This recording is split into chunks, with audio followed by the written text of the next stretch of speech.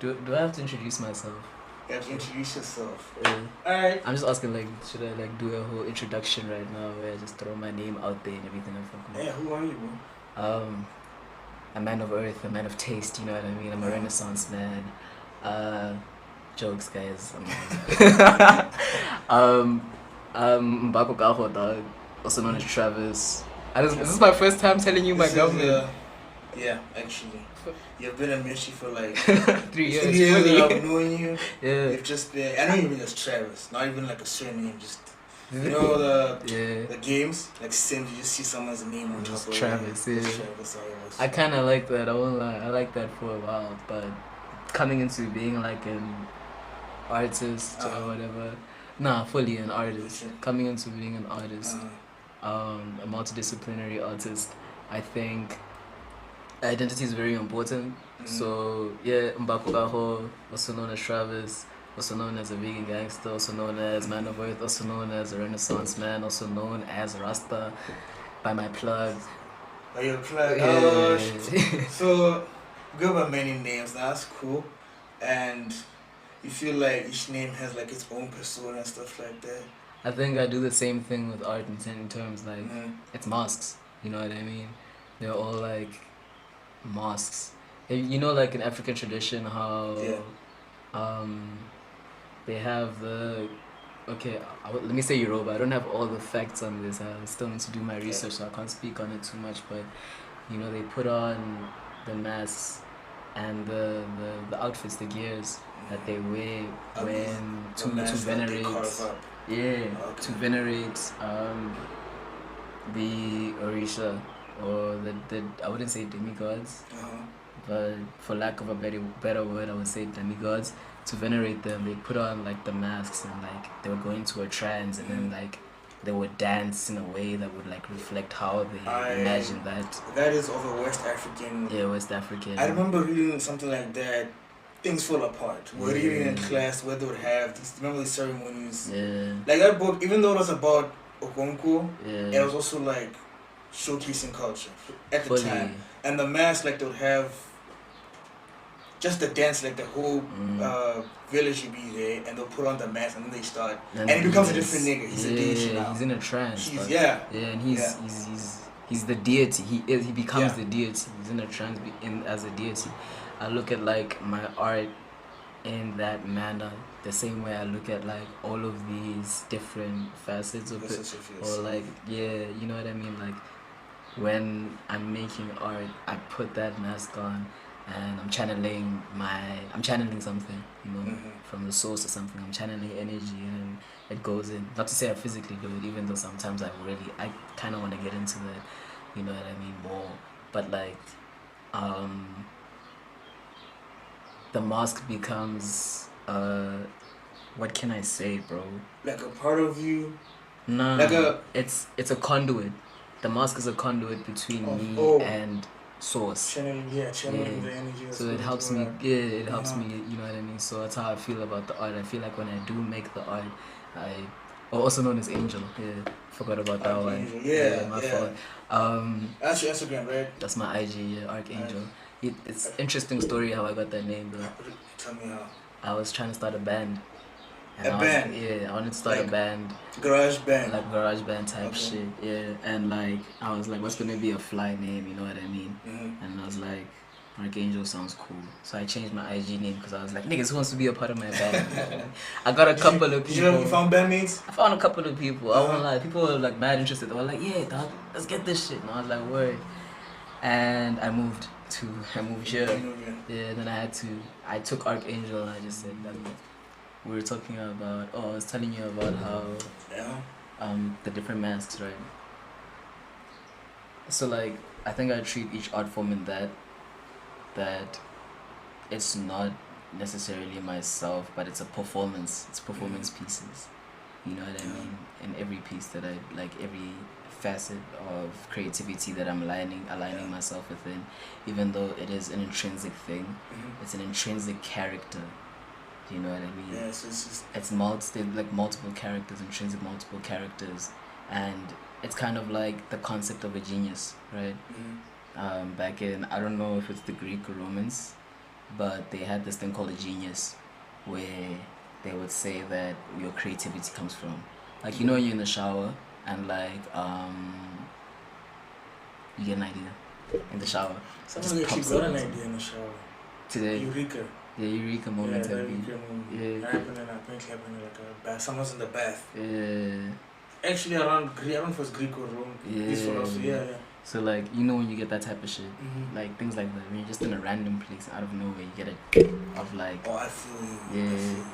So the whole idea is that it's from your genius. It's separated from yourself. You get what I mean? Like, it's not your creativity. You're borrowing it. You're channeling it. And I feel like I love that because it separates so much. A lot of, for lack of a better word, I'm gonna say anxiety for artists about whether your work is good or not, because how they would take it is that, oh, the genius just wasn't in their bag today, I guess. You know what I mean? Is that why we also get like creative blocks? Because you're not tapped into whatever that energy. You get what I mean? Like, and I think it comes with like being physically well, like being physically active, also mentally active, also, you know what I mean? Like, I think it helps you, well, personally, it helps me better tap in with, like, when I know that, like, I'm in a space where I'm good. You know what I mean? Me, I'm straight. Nah, I'm saying? Yeah, when I know that I'm, like, in that type of space, it's like, it becomes easier for me to create when I'm already in a good routine or groove of knowing that I'm keeping up with my body, I'm eating good, you know, type shit. I'm always then, I'll always be creating. Came out a new album? Yeah, it just came out recently. It's like a dance song, dude. The one I was just playing just now. It's so fly because, like, I like to shuffle. Like, I want to hit that. You know I thought you said you start an album on shuffle. No, I can't do that. That's so disrespectful to artists, bro. I feel like, yeah, even playlists. Like, if I send out a playlist, if I send you a playlist, you gotta listen to it from top to bottom. Because I did the transitions for a reason. Like, it's genuine. I'm very, like, intentional about how I put the playlist together. Order your music. Yeah. Nah, because good transitions, bang, man. No care, and I feel it's like it's a skill. Like it when you're on aux, especially, sometimes you like link up the next song. I feel like you know that reaction you get when you're on aux and like niggas just celebrate when the song comes on. The next song, I feel like I've saved humanity. It's like such a humanitarian cause. Seen that it was like guys like gents in a car, like those kids, they're reacting to Yeet. I remember that. Reaction to Yeet. They paused the song, and boy. And what killed me is that these guys are all in like school uniform. Yeah. And it was like, man, like music is a powerful thing, dog. It's it's so insane. And so it goes beyond everything, like, you know, like I remember there was this one time in high school, right? There's this kid I used to be boys with. He was fairly like middle class kid, right? Yeah. Good home and everything, but he used to trap with the niggas in the hood. Like, he'd leave his neighborhood to go to, like, he'd leave the suburbs to go to, like, Takasi, right? To go and chill with, like, his boys there. And, like, he was chilling with plugs and shit like that, like murderers and shit like that. Because he'd come and tell me, that we just robbed a tuck shop the other day. And I was like... This is an essay. No. It's here. And but okay. Yeah, it goes down here too. Yeah, you know. Dude, like, okay, well, it goes lately down it here. has. And yeah, but it's cute. Okay. I'm not trying to say. I'm not trying to like promote violence or whatever. But no, there are levels to it. Yeah, there's levels to it. But it has been going crazy here recently, actually. You know. But yeah, this kid, right? He would tell me, like, you know, I'd be chilling with, like, these type of kids, these type of people and stuff like that. I'd be chilling with people at the plug's house or whatever, right? And I'm like, yeah, whatever, dog, I do that too. You know what I mean? Like, that ain't shit. But, like, he's like, nah, dog, I be chilling with the plug and they be listening to Jaden Smith, boy. And I'm like, okay, Smith. I don't do that. Yeah, Iris, you remember, there's a Sorry Backwards. Yeah. Oh, that other run he had. Yeah, that. How do you feel about that run? Actually, I want to ask personally. Very experimental. Yeah. Because it's like, I think he's just trying to see what he was capable of. He hasn't been dropping lately, has he? Nah, I don't think so. I don't follow up on Jaden Smith. He raised me, I won't lie. Like, he raised me to be the chakrahan that I am today. I won't lie. That Misfits era really did something, bro. I won't lie. That Misfits era, when they had the Cool Cafe tapes, that was a fly era. Like, that, the SoundCloud songs that went out when he was with Teo. There was a song he did with Willow. I won't lie. Even that baby feature that he had, that nigga ate that shit, nigga. That nigga. Let's look back at that song. That was a bad for Justin and Jaden. Because they really got into the spot, like. So Jaden, you feel he's valid musically? Yeah, I think he's valid. I think he's experimenting and he's having fun with it. Who's gonna get mad at a nigga who has the means to have fun in whatever art he can? You know what I mean? Do whatever you want, dog. Yeah, that's the freedom he has. Yeah. So I just looked at Jaden and I was like, I know Will did music. Yeah. He's just I think he's just trying to make a name, create a name for himself. Outside of like his pops. Outside of, what he's. Yeah. Like Will has his own things, the acting career and everything. So I think it was more like I'm trying to make a name for myself. But I'm not gonna lie, I feel he was just reaching to everything. Not in a good way, but he was doing fashion. Yeah. He was doing... but don't lie, those Misfits clothes were hard. When we were kids, when you were a teenager and you saw that Misfits jean came out, nigga, that denim... Oh my god, like with the bleached hair and stuff. And the jackets and the t-shirts and shit. The Sire t-shirts especially, though. The Sire merch? The Sire merch was... I never looked at it, so I'm gonna assume it was fire. It was gas. When I was a kid. I still fuck with it today, right? I won't lie. I'm just like, it's not something I would intensely want to buy. You know what I mean? But if you had to ask me about like, when I was talking about this the other day. About what? There was this merch that I saw. I think it was either Ludacris or someone. Someone had merch back in the day, and I was like, I would sell my mother's house easily for this today, though. Easily, bro. Like, it's OLX. Just to get some of that. Yeah, Facebook Marketplace, say less. You know what I mean? So what do you think about, that time? That was like, what, Sire 2017, 18? Yeah, Sire was 2017, 2016, right? I think so. That era of fashion. Do you think it's gone? I think it's... Cloud goggles. Yeah. Super tight jeans. Yeah. What does you know Tyson Civitelli, right? The musician from SA, from PTA. I've heard the name, but nah. He has this one bar. There was one bar where he's like, skinny jeans too tight for me. I can never tell if you packing heat. And I'm like, that's so real, though. I can't, nigga, you wearing skinny jeans around me at the function? Twa! Spit on your shoes. But like, I'm joking. It's everyone to their own, right? I've got a pair of skinny jeans in the wardrobe right now. But like, I personally feel like that era needs to be put to sleep fully. Cloud goggles, the skinny jeans, not skinny jeans, but you remember those jeans that had the crop at the bottom, the thing at the bottom, the sweatpant thing at the bottom. Oh, that. They had the line and the panels, the contraception jeans. Yeah, those things would scare the host. With the knee pad shut. Yeah. Okay, that was scary. That was scary. It was a very scary era, I won't lie. And like, I tapped in. You tried it out for a bit. Yeah. I'm not ashamed to say it. I was with them niggas, bro. I was putting that shit on with the baseball cap that covered my eyes where I couldn't see where I was going type shit. Like, that was an era. It was so fun, I won't lie. But put that shit to rest, niggas. So what do you think? Okay, what's going on now? I know you're really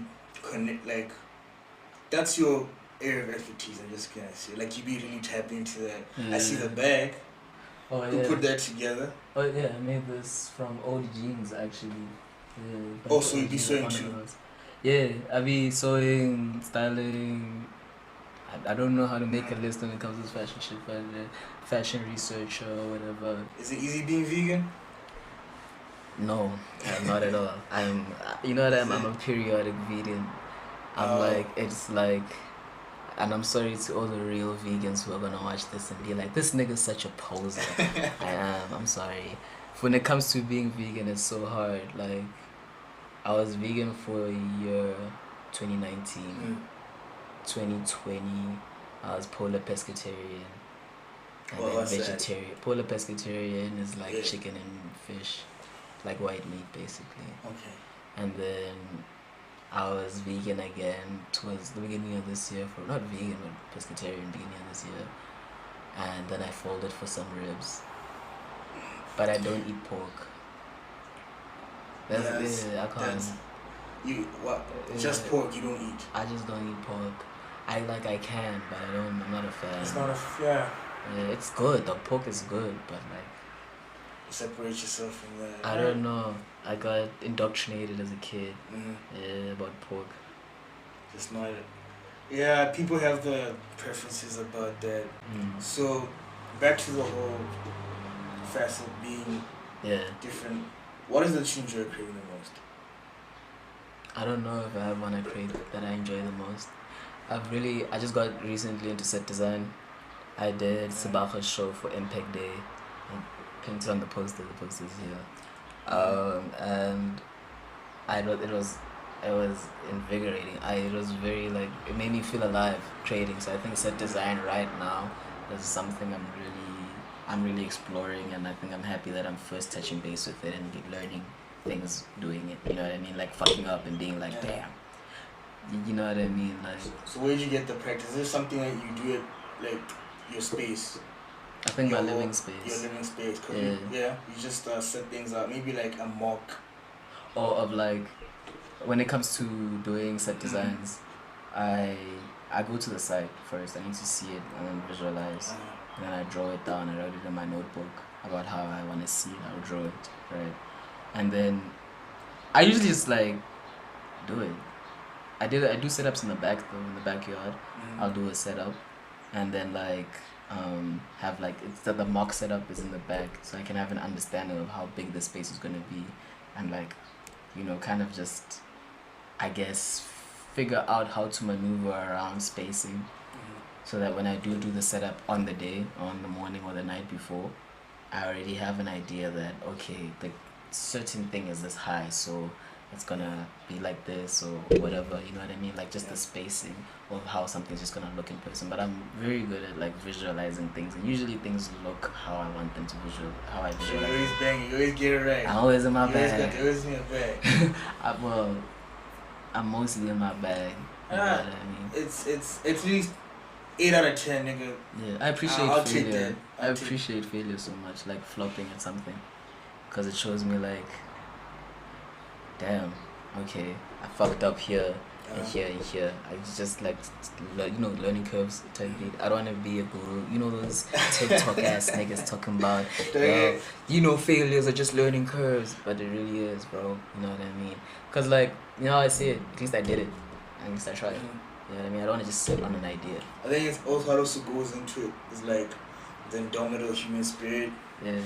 Where it's just, the idea of perseverance can sound corny sometimes. You just gotta get through the hard times. And we talked about it earlier, where it's very try hard. Yeah. Very, not really try hard, but very false, toxic positivity. Oh yeah. The Pinterest complex. Pinterest complex. Pinterest industrial complex. It's too happy, bro. Yeah. It's too one-dimensional to the point where it's this is not. Yeah. It's an illusion. Yeah. It's an illusionary effect.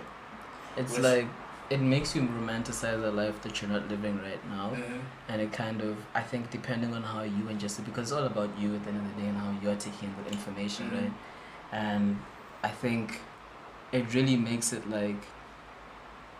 you gotta choose how you're going to ingest this information and how you're going to ingest it. So I feel personally, I'll be on Pinterest, right?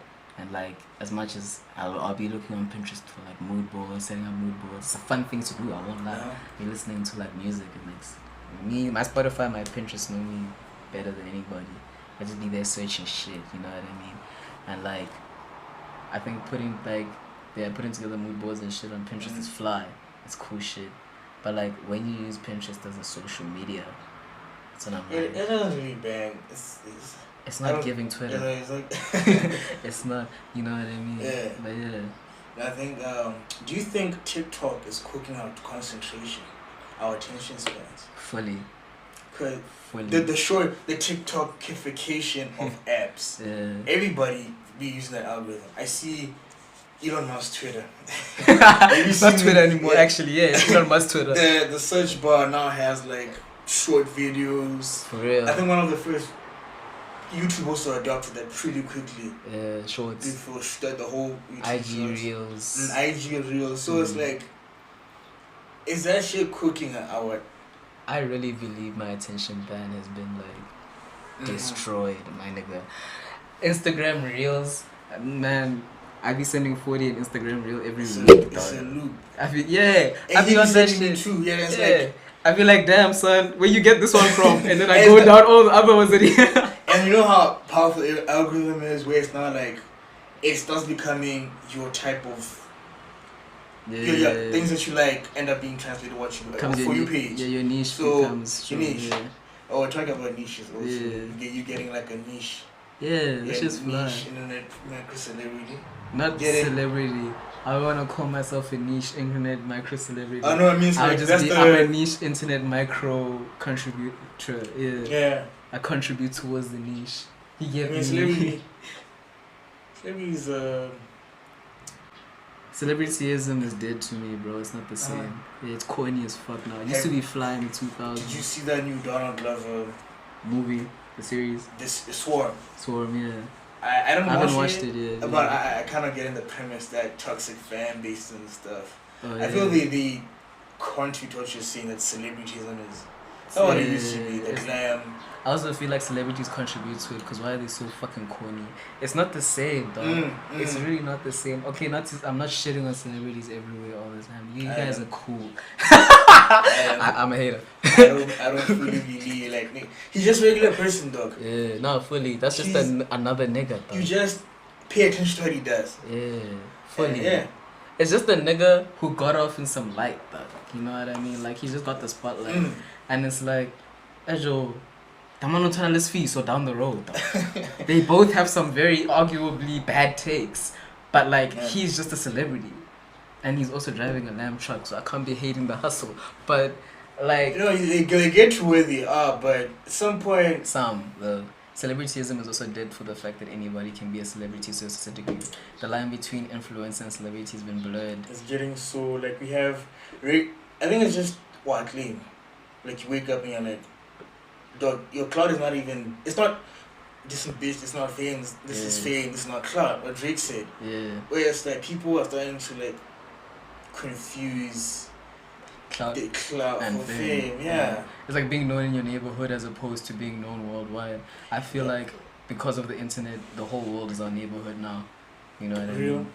I can see something against my will. Yeah, sometimes. Fully, dog. Sometimes. Fully, especially the way that Elon Musk's Twitter set up now. Blueface Christian. I don't want to I don't want to digest any of that content whatsoever. Never again. Nah, and like, But what was that for? Was that for like? I don't know. This is why I feel like celebrityism is kind of weird these days. It's the PR and the back. Like people can create fake headlines for a bag, but people create drama for a bag. I mean, like the Shade Room font has been tricking the black community for the past 3 years. People should just Shade Room and TMZ need to go away. I need TMZ. TMZ. They're slimy, but they bring in the content you That's real journalism. They actually do grimy shit to get that information. Shade Room is just gossip. It's really a gossip. There's no and I appreciate them, but we must let it know that this is just a gossip space. It just needs to be known worldwide, not a newsroom now. It's so, like whatever DJ Academics is doing. I feel like that nigga isn't coming. Yeah.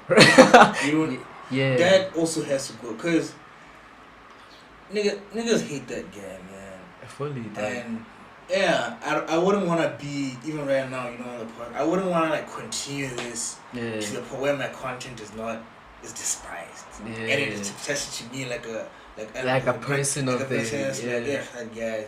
Yeah. But Juicy Smith. What? I remember the Dave Chappelle joke. Yeah. The Empire nigga. Which nigga?